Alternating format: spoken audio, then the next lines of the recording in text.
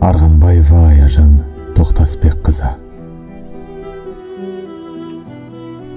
Дүниеге келеді адам, кетеді адам, кімге қоныс болмаған дүние жалған.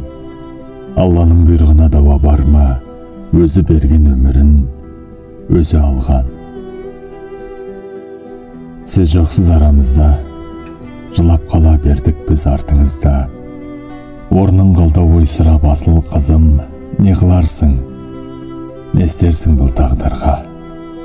Не істерміз, өмірге бағынамыз, еске алып өзіңді жабығамыз.